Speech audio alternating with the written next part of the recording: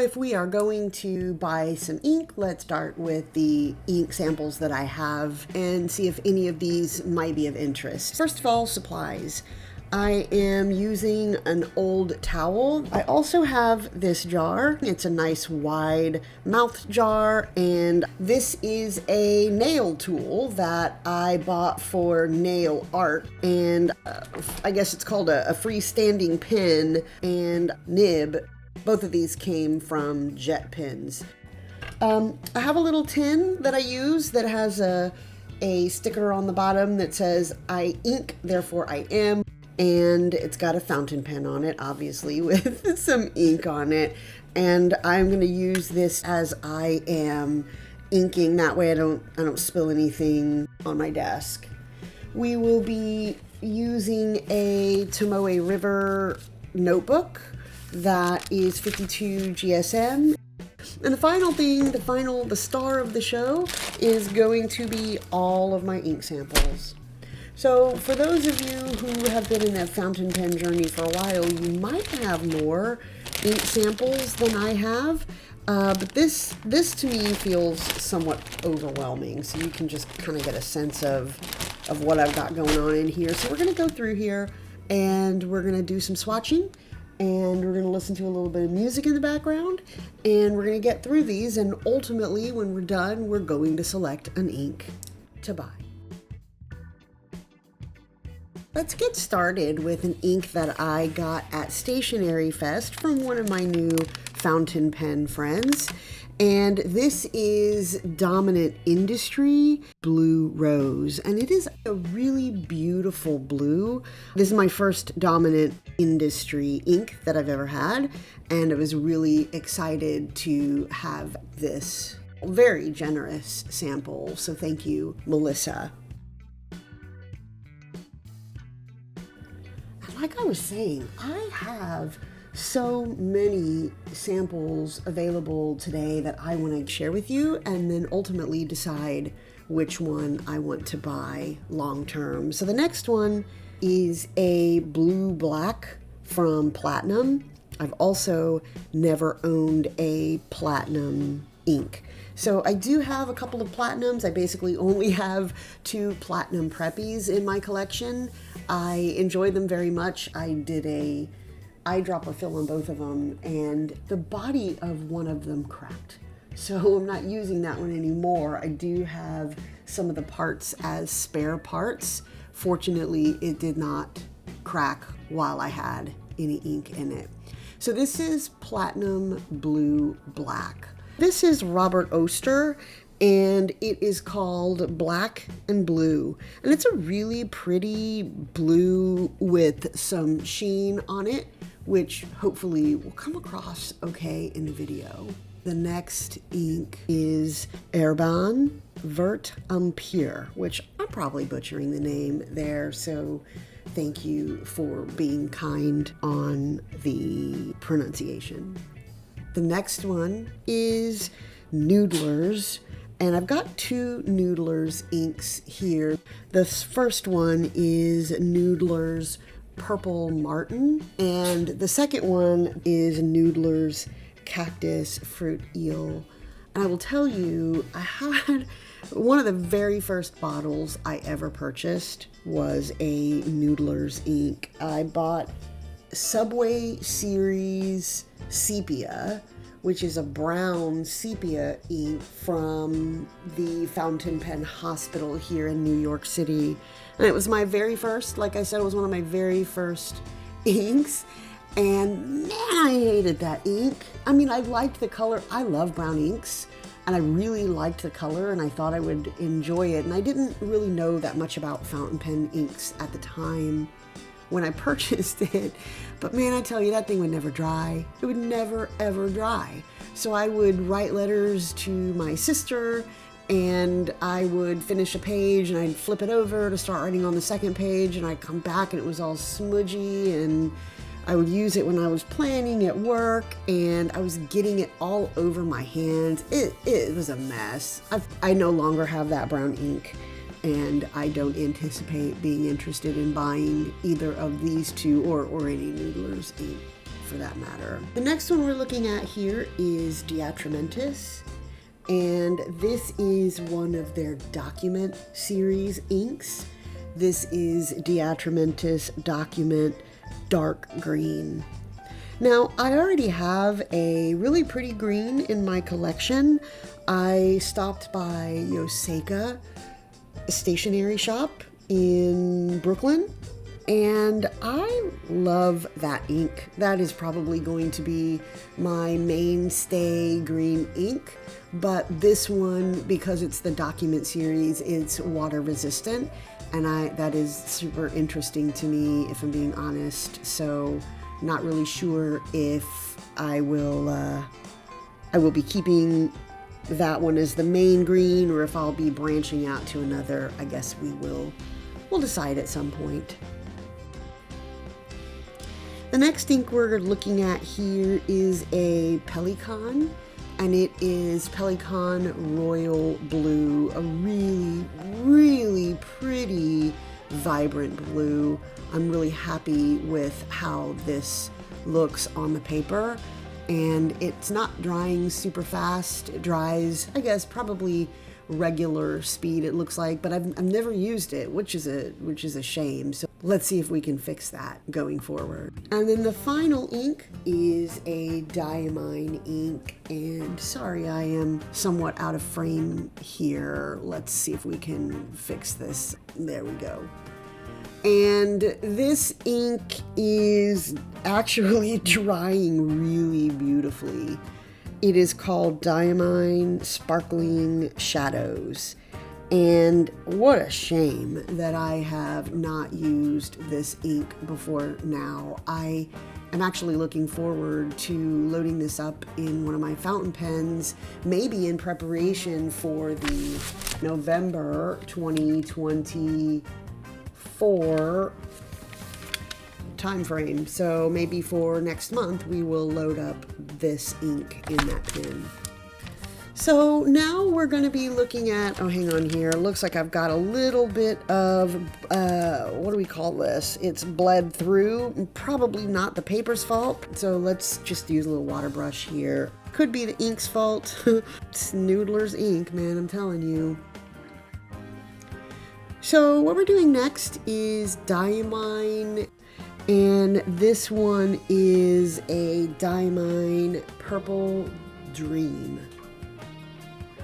This is really pretty. It seems to be drying pretty quickly. This ink swatching is messy business, folks, I tell you what. The next one we're going to look at is Robert Oster, and this is Dragon's Night. And I got this ink from an ink swap that I did with some folks on Facebook. There was a really nice person getting us all together to do a general ink swap, and I got this as part of that. Small problem with that ink swap, as you will see here in a little bit, some of the samples ended up spilling inside the shipment, and some of these were not individually packaged, and so the spillage messed up the labels on the other ink samples. So you're going to be seeing some mystery inks show up. I'll call them out as we get through them. Speaking of mystery inks, isn't this a gorgeous blue? And I'll tell you, the video quality is picking this up pretty true to life. I would say on my end, there is just a tiny bit lighter. You're going to see a little bit more of a tealy turquoise, just a slight bit lighter, but it's actually surprisingly pretty close to actual color. Really happy to have the ink, and I can envision myself using it here in the near future, but disappointed that I'll never actually be able to own this ink. Next here is another really pretty ink. I got this ink from someone when I purchased a pen directly from them, and they put some ink in the package, which was really, really nice. And unfortunately, in this situation too, the label on this one was also unreadable because another one of the ink samples spilled. I am disappointed that I don't know what it is But do I need an extra shimmer ink in my life? Probably not, but maybe I do. Okay, so this one is a sample that I got, and this is Robert Oster Deep Sea, and this is really pretty, and I really do like it. You know what? I don't really know the difference between turquoise and teal, honestly, so we won't call it either of those. We're going to say this is a Deep Sea exclusive ink, and don't quite know what colorway it is, but really, really pretty ink. Let's take a look now at Monteverde. This is another blue, and now that I'm starting to look at the page as all of these are coming together, wow, I'm actually surprised that I have so many blue inks in this set of samples. But this is a really nice, it is not shimmery, it's not really sheeny at all. It's just a really nice, easy to use, looks very professional blue. And this is Monteverde Peace Blue.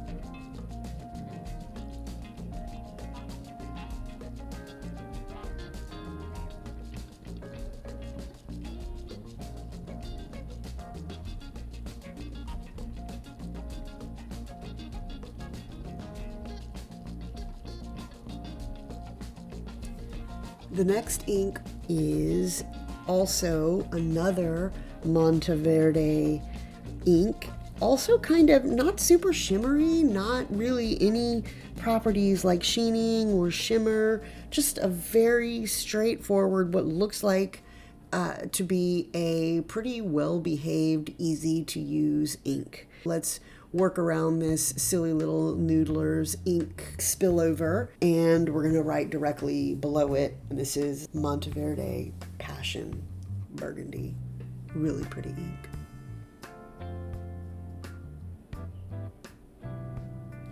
This next ink, I got this one also in that Facebook ink swap, and when I first did this ink swap, I did not know very much about shimmer inks, and I have not used this yet. It's gorgeous.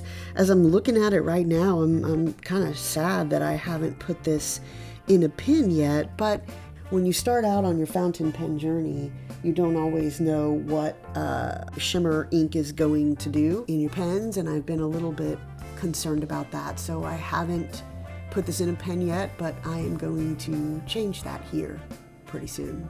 So the next one we're looking at here is another ink that is unfortunately unnamed. So this guy, also a very, very nice blue. So I'm thinking 1, 2, 3, 4 already, 5, 6, 7. This is the 8th blue, it looks like, in my sample inks so far. And, you know, it's really pretty ink, very vibrant. Actually reminds me of what I think that Konpeki by Iroshizuku would look like. So who knows, maybe that's what this is, but it's really super punchy. It's really pretty ink. And then this final ink on this page is also, unfortunately for you and for me, mostly for me, is another mystery sample ink. This one is, my goodness, this thing is a sheener. That's pretty good. It is going to take a little bit of time to dry, but hopefully this is one of the last mystery inks that we're going to be looking at.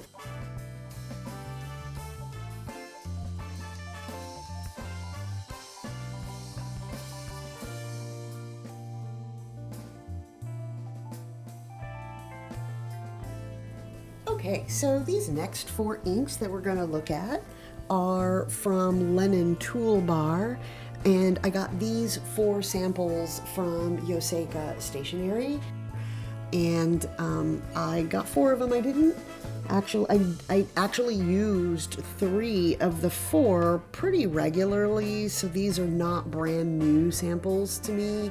They have, actually 3 of the 4 have actively been in pens, the bitter orange tea is not something that I had used before. So this is the first one, Lennon Toolbar Bitter Orange Tea from their tea series, which is really pretty.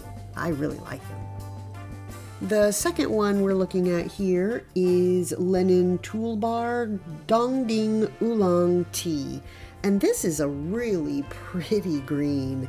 I really like this. It is, it's quite gorgeous. I would not say that this has any sheening or shimmering properties. It looks just like your traditional ink, but man, this is a really pretty color. Okay, guys, you're gonna have to forgive me. I have 2 cats in my teeny tiny little apartment, and it is playtime for them right now, so you might hear some rustling around. They're cracking me up. Okay, so this is unfortunate. This is Lennon Toolbar Sun Moon Lake Ruby Tea, or it was. This one is one that it was in my pen a lot, and I really enjoyed using this one. Either I used so much that I only had a little bit left and it kind of got dehydrated, or I didn't put the lid on very well, which would have been an unfortunate mistake on my end. I think it was that I didn't have that much left and it just eventually dehydrated itself. So I'm going to scoop out some of the color and the concentrated color here, and we will add a little bit of water to kind of reconstitute it. So this is Lennon Toolbar Sun Moon Lake Ruby Tea plus a little bit of water. This is the 4th of the Lennon Toolbar inks. This is Mesona tea, and actually this was the one that I used the most out of these 4 when I was sampling them. I had this in a few different pens over a while, and not too long ago I had it inked up in a pen. It's a really pretty dark brownish grayish color, and and it's got like a little bit of a hint of purple in it. Look, if you're interested in checking out any of the Lennon Toolbar inks, I also bought some other inks, some full-size bottles, which you're not going to see on this video, but I'll show them later. I'm a fan of Lennon Toolbar. I really have been enjoying their inks. Okay, this is an ink that I got from an ink swap. This one I got from, my goodness, which one? I think this was the Facebook ink swap. And this one had been packaged in a little plastic bag inside of the samples. And it is gorgeous. It is absolutely gorgeous. I don't think I realized how pretty this is. So it's Herbin, and I think it's 1670, it says, Stormy Gray. This is a gorgeous ink. Let's get a look at that. Yep, absolutely gorgeous. The 1, 2, 3, 4, 5, 6. Let's do a little bit of math. The 6th ink that we're going to look at on this page is a really pretty green from DeAtramentis. This is it looks kind of flat. It doesn't look like it has any major sheening or shimmer properties. It's just kind of a really nice, it looks to be a pretty well behaved, really pretty green ink.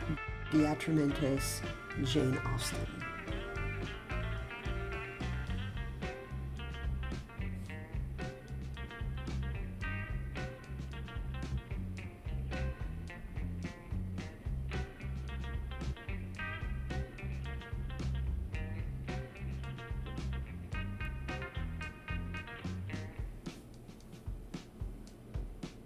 We are nearing the end, folks. We have 2 more inks to swatch, and this one I got from Stationery Fest. I went to a fountain pen user meetup on the 2nd floor of Stationery Fest. Oh my goodness, this is a pretty ink.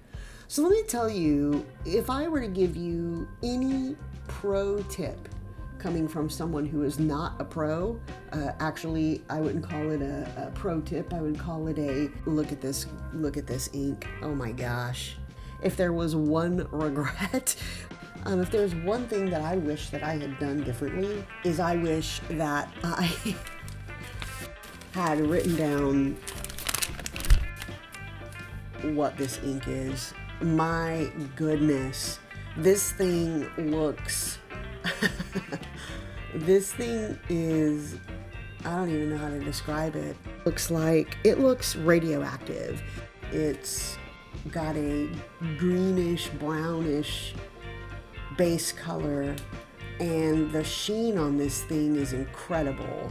Unfortunately, this is a mystery ink sample, because when I was at Stationery Fest, I saw the label and I thought, ooh, I've seen that before, and I didn't write it down. I thought, oh, I'll remember it, but you know what? I don't remember it, and now I'm really bummed. So I seem to think it was either Birmingham Pen Company. In fact, I think it was most likely Birmingham Pen Company, but there's a chance it's Dominant Industry. I remembered seeing it thinking, oh cool, I am so excited to try this ink. And man, look, pro tip from a non-pro, take something to write on an ink vial with, and do not let that out of your sight, because if somebody gives you an ink sample that turns out to be this incredible and then you don't know what it is, you might kick yourself later. I'm just saying from personal experience. And then the final ink we're going to take a look at today is another Noodler's. This one came in a surprise sample pack, and as I said, you know, not a Noodler's fan. I don't intend to really keep this one or use it for very much. So anyway, this is a Noodler's, and it is Noodler's Turquoise. It's pretty, it is, but it's gonna stay all over my fingers, and you can tell on the pen here that, you know, it's getting kind of messy. So let's take a look, folks.